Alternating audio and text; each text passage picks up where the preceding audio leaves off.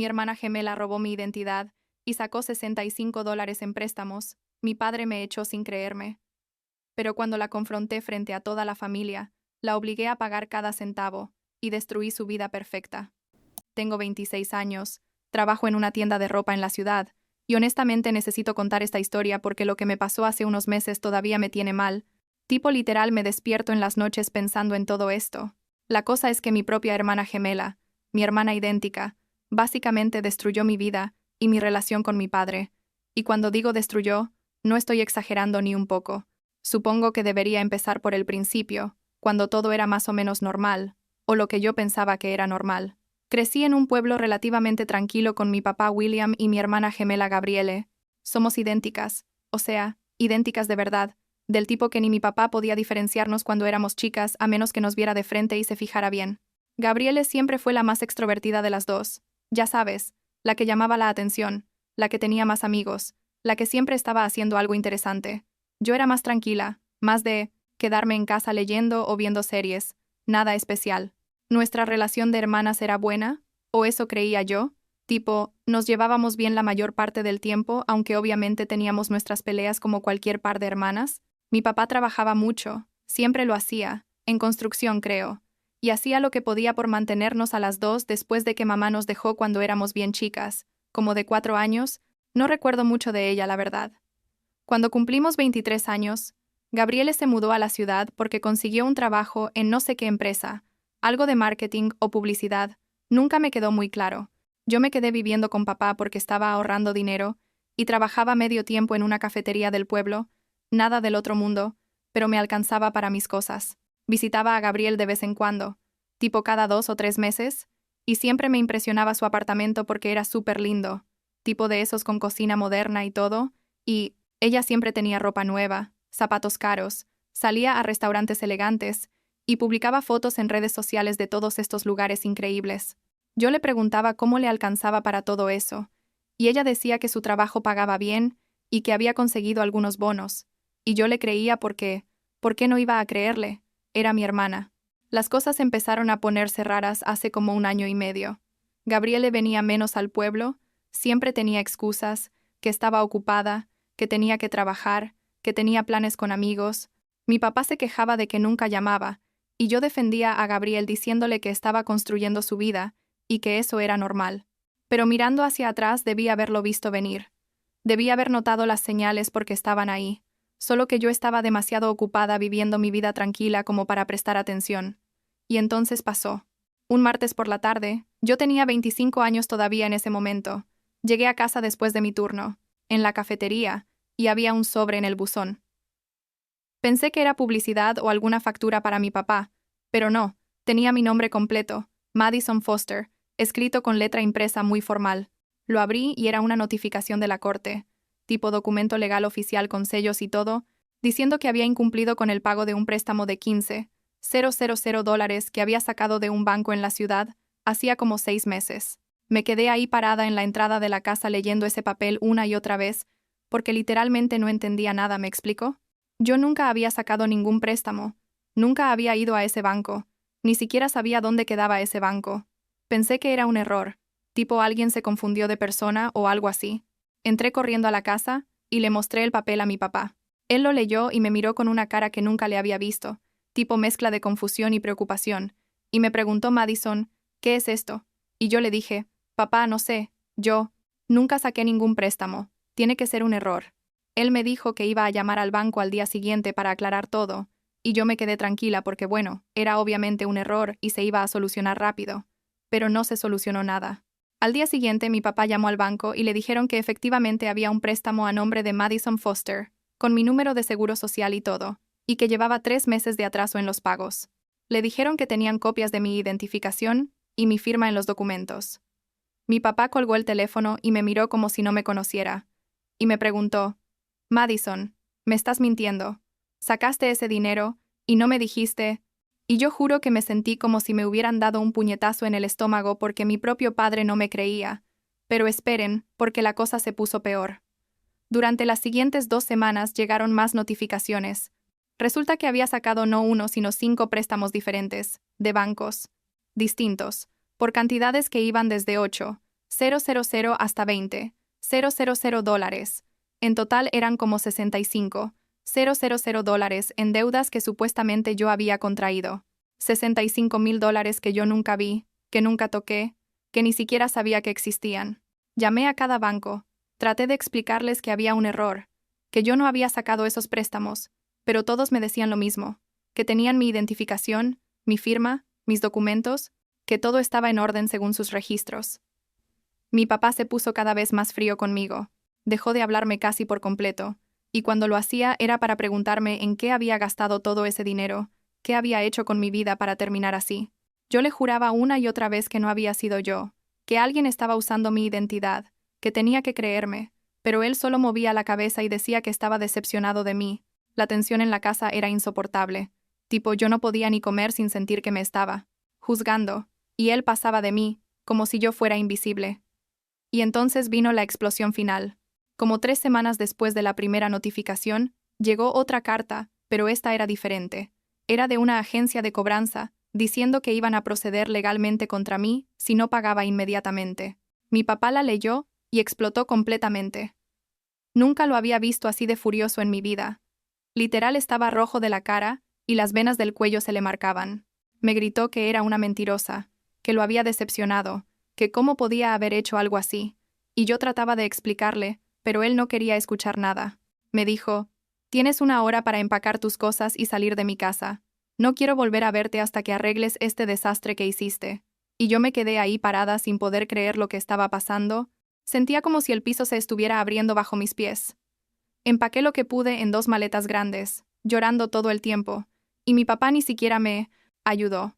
Solo se quedó en la sala viendo televisión como si yo no existiera. Cuando estaba saliendo por la puerta le dije, «Papá, por favor, tienes que creerme. Yo no hice esto». Pero él ni me miró. Solo dijo, «Sal de mi casa, Madison».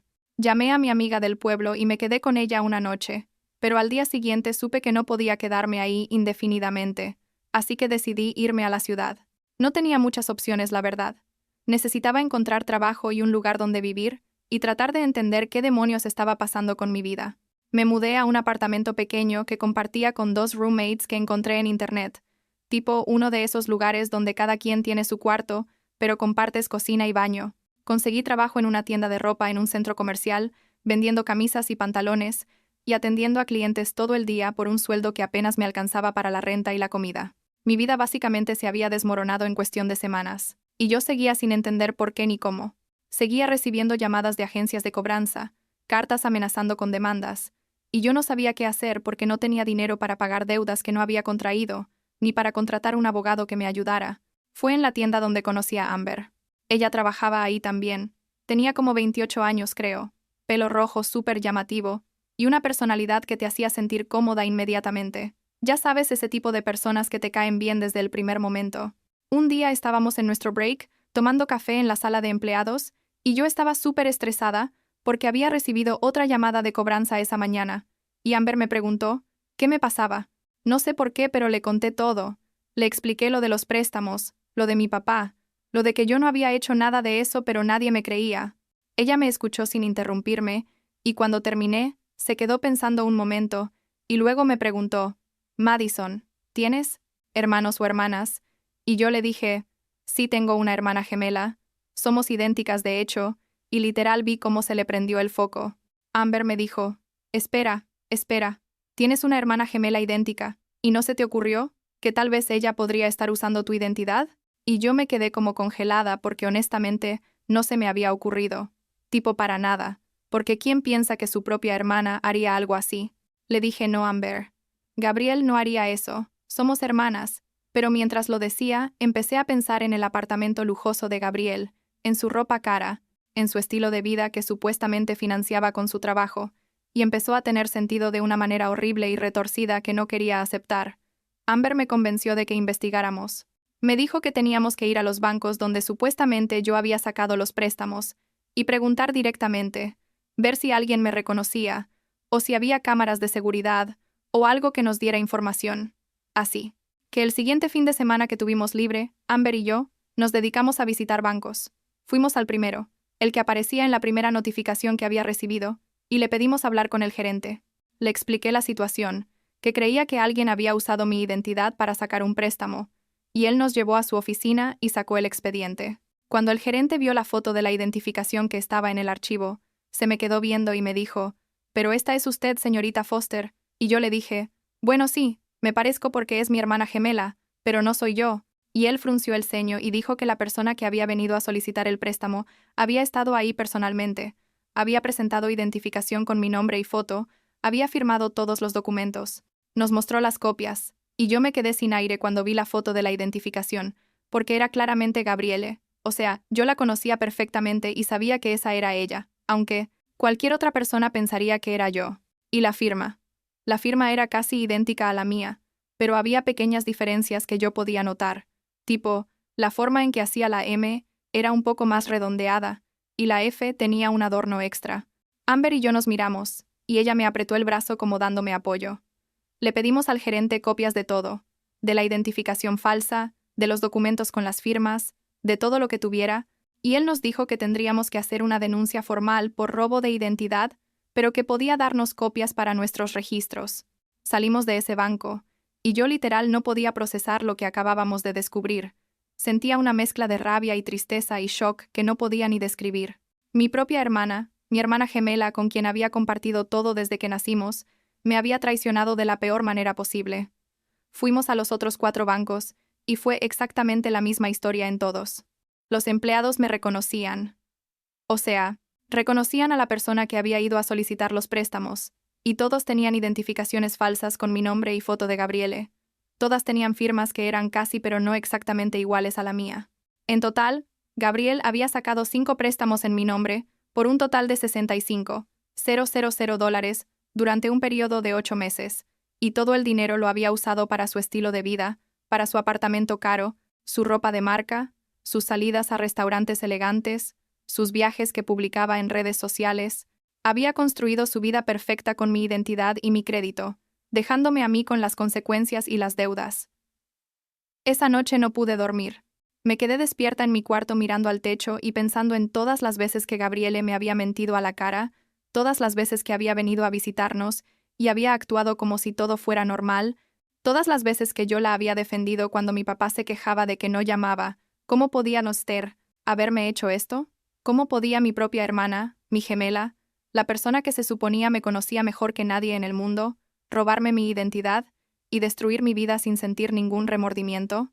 Al día siguiente, Amber me ayudó a buscar abogados que se especializaran en casos de robo de identidad. Encontramos a Christopher Wells, un señor de como 50 años con oficina en el centro de la ciudad. Pedí cita y fui a verlo con todas las copias de documentos que habíamos conseguido de los bancos.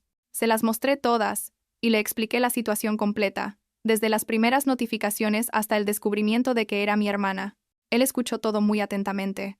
Iba tomando notas en una libreta amarilla, y cuando terminé se reclinó en su silla y suspiró.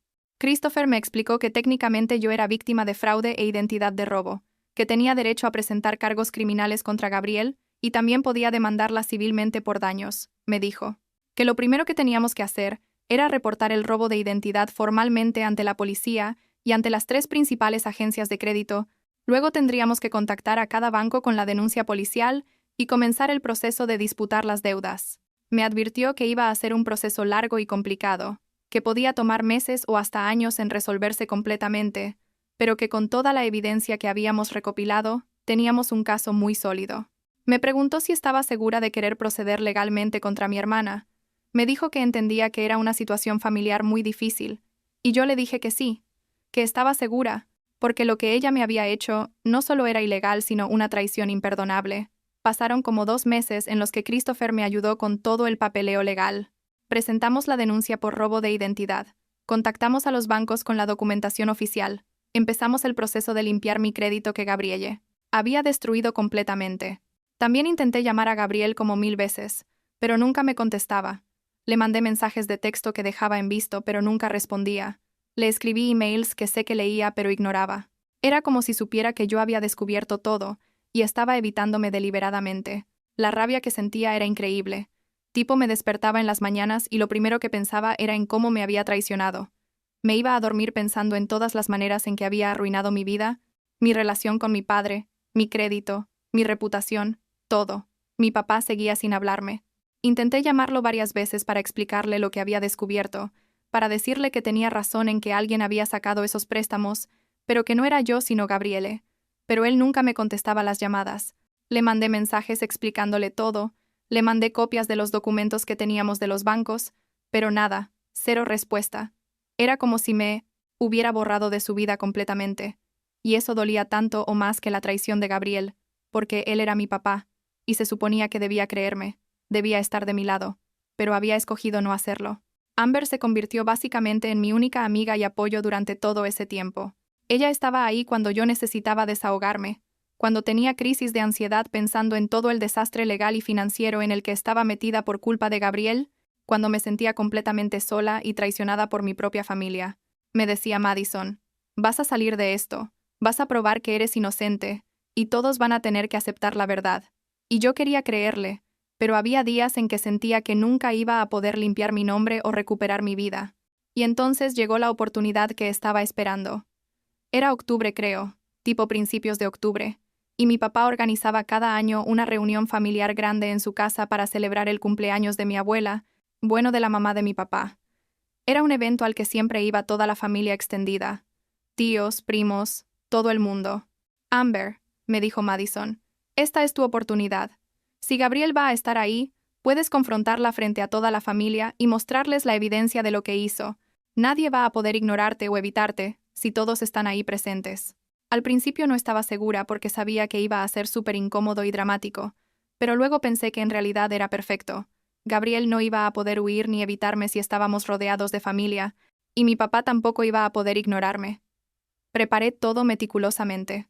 Christopher me ayudó a organizar toda la evidencia en una carpeta.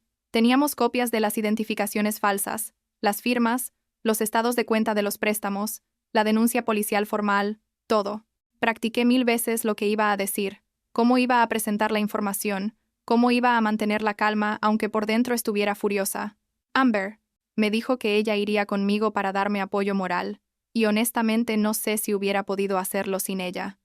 El día de la reunión llegamos a la casa de mi papá como a las 2 de la tarde. El patio trasero estaba lleno de gente. Había mesas con comida, música sonando, niños corriendo por todos lados. Vi a mi papá de lejos, y él me vio a mí, y literal dio media vuelta y se fue para otro lado, tipo ni siquiera me saludó. Pero entonces vi a Gabriel y sentí como si me hubieran puesto electricidad en las venas. Estaba ahí parada junto a la mesa de bebidas, riéndose con nuestra prima Julia, vestida con ropa que probablemente había pagado con dinero de mis préstamos fraudulentos, actuando como si no tuviera ninguna preocupación en el mundo. Me acerqué a ella con Amber a mi lado y le dije, «Gabrielle, tenemos que hablar». Y ella se volteó, y cuando me vio, literal, la cara se le puso pálida. Intentó actuar normal. Me dijo, «Hola Madison, ¿cómo has estado?», con una sonrisa falsa, pero yo podía ver en sus ojos que sabía exactamente por qué estaba ahí. Le dije, «Necesito que vengas conmigo ahorita. Vamos a hablar frente a toda la familia sobre algo muy importante». Y ella empezó a decir que no, que estaba ocupada, que después, pero yo alcé la voz lo suficiente para que la gente alrededor empezara a voltearse y prestar atención. Le dije a todo el mundo que por favor se reuniera porque tenía algo importante que mostrarles, algo que involucraba a Gabriele y que toda la familia necesitaba saber. La gente empezó a acercarse, curiosa, y mi papá también vino aunque se veía molesto. Gabriel estaba ahí parada como congelada, con la cara cada vez más pálida, y yo saqué la carpeta con toda la evidencia. Les expliqué a todos lo que había pasado, cómo había recibido notificaciones de préstamos que nunca había sacado, cómo mi papá me había echado de la casa, cómo había descubierto que alguien había usado mi identidad, y entonces empecé a pasar las copias de las identificaciones falsas. Pueden imaginarse el caos que se armó. Mi tía Margaret gritó, «Esto es Gabriel, no Madison». Y mi tío Robert dijo, «Pero tiene el nombre de Madison en la identificación. Esto no tiene sentido». Y yo les expliqué, «Eso es exactamente el punto. Gabriele usó su foto, pero puso mi nombre y mis datos para sacar préstamos que ella usó para financiar su estilo de vida. Les mostré las firmas falsas, los estados de cuenta, la denuncia policial, todo. La evidencia era tan abrumadora que nadie podía negarla o cuestionarla».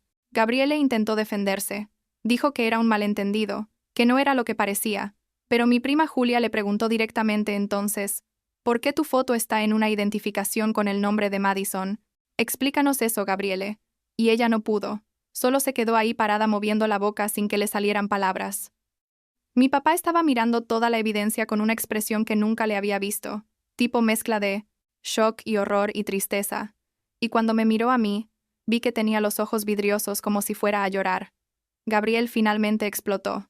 Gritó que yo siempre había sido la favorita de papá. Mentira, total, que ella merecía tener cosas lindas también.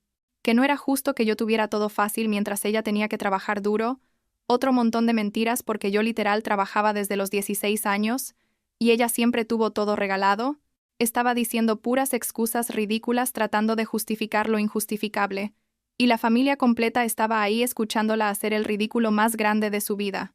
Y entonces dijo algo que me rompió completamente. Dijo, además, nadie iba a notar la diferencia. Somos idénticas de todos modos. Y en ese momento entendí que para ella yo no era una persona real con mi propia identidad, solo era una copia de ella que podía usar para su beneficio. Antes de que pudiera decir nada más, Gabriel se dio media vuelta y empezó a caminar, rápido hacia el frente de la casa, tipo literalmente huyendo de la escena. Mi papá reaccionó inmediatamente, la siguió, y yo fui detrás de ellos. La alcanzamos en el estacionamiento cuando estaba tratando de abrir su carro, un BMW que definitivamente había pagado con mi dinero, y mi papá le bloqueó el camino. Le dijo Gabriele, mírame a los ojos y dime la verdad, hiciste esto, robaste la identidad de tu hermana, y ella se quedó ahí parada temblando, y finalmente, después de meses de mentiras y evasión, admitió todo. Dijo que sí, que había sacado los préstamos usando mi identidad, que había falsificado las identificaciones, que había usado todo el dinero para ella. Dijo que no pensó que nadie se daría cuenta, que planeaba pagarlos eventualmente, pero que las cosas se le habían salido de control. Mi papá le preguntó, ¿cómo pudiste hacerle esto a tu hermana, a tu familia? Y Gabriele solo se encogió de hombros y dijo, no lo sé, papá, lo siento, pero sonaba más frustrada que arrepentida, como si le molestara que la hubieran descubierto más que el hecho de haber cometido el fraude. Mi papá se volteó hacia mí, y literal se le salieron las lágrimas. Me dijo Madison, perdóname, debí haberte creído, debí haber investigado antes de echarte de la casa. Fui un idiota y un mal padre, y yo también estaba llorando en ese punto porque por fin, después de meses de sentirme completamente sola y traicionada, mi papá estaba de mi lado. Lo abracé y le dije, está bien, papá, no sabías. Ella nos engañó a los dos. Aunque la verdad no estaba del todo bien porque me había dolido muchísimo que no me creyera, pero en ese momento solo necesitaba recuperar a mi padre. Gabriele intentó irse, pero mi papá le dijo que si intentaba huir él personalmente, se encargaría de que los cargos criminales procedieran con toda la fuerza de la ley. Le dijo que tenía dos opciones, o pagaba cada centavo de los 65,000 dólares más intereses y limpiaba completamente mi nombre y crédito, o íbamos a proceder con una demanda criminal que probablemente terminaría con ella en la cárcel. Christopher me había explicado que el robo de identidad y el fraude eran crímenes serios que podían resultar en años de prisión, así que Gabrielle sabía que la amenaza era real. Después de como media hora de negociación tensa ahí en el estacionamiento, con toda la familia mirando desde el patio, Gabrielle finalmente aceptó. Dijo que pagaría todo, que contactaría a los bancos y limpiaría mi nombre, que haría lo que fuera necesario para arreglar el desastre que había causado. Mi papá le dijo que teníamos que ponerlo todo por escrito con un abogado presente, que no iba a aceptar promesas vacías, y organizamos una reunión con Christopher para la semana siguiente, donde Gabriele firmó un acuerdo legal, comprometiéndose a pagar toda la deuda y a cooperar con todas las disputas de crédito. Los siguientes meses fueron un proceso largo y tedioso de arreglar todo el desastre. Gabriele tuvo que vender su carro, tuvo que mudarse a un apartamento mucho más barato, tuvo que conseguir un segundo trabajo para poder pagar las cuotas mensuales que acordamos. Contactó a cada banco y admitió formalmente el fraude, lo cual ayudó enormemente con el proceso de limpiar mi crédito. Christopher me representó en todo, y se aseguró de que cada paso se documentara legalmente para que Gabriele no pudiera echarse para atrás. No voy a mentir. Hubo momentos en que Gabriele intentó victimizarse. Llamaba a mi papá llorando diciendo que no podía pagar, que era muy difícil, que la estábamos castigando demasiado duro. Pero mi papá fue firme. Le decía que ella había tomado las decisiones que la pusieron en esa situación y que tenía que asumir las consecuencias. Yo nunca volví a hablar directamente con Gabriel después de ese día en la reunión familiar, y honestamente no tengo ningún interés en hacerlo. Ella dejó de ser mi hermana el momento en que decidió robar mi identidad y arruinar mi vida. Hace como 3 semanas Gabriel hizo el último pago. Después de 1 año y medio de pagos mensuales, finalmente liquidó los $65,000 más todos los intereses y cargos que se habían acumulado. Mi crédito se limpió oficialmente. Las marcas negativas se removieron y todos los bancos me enviaron cartas confirmando que las deudas habían sido saldadas y que mi nombre estaba limpio.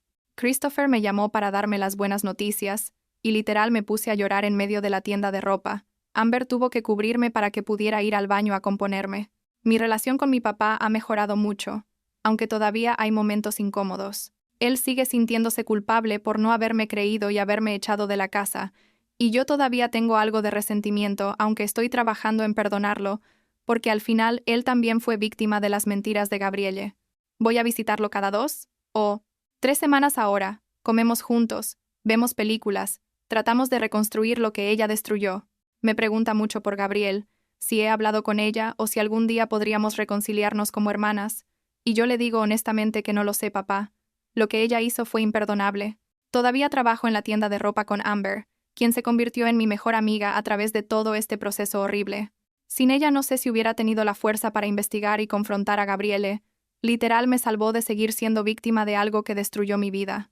Estoy ahorrando dinero ahora que mi crédito está limpio, pensando en tal vez mudarme a un apartamento mejor, o incluso ir a la universidad, cosas que parecían imposibles hace 1 año cuando estaba hundida en deudas que no había contraído.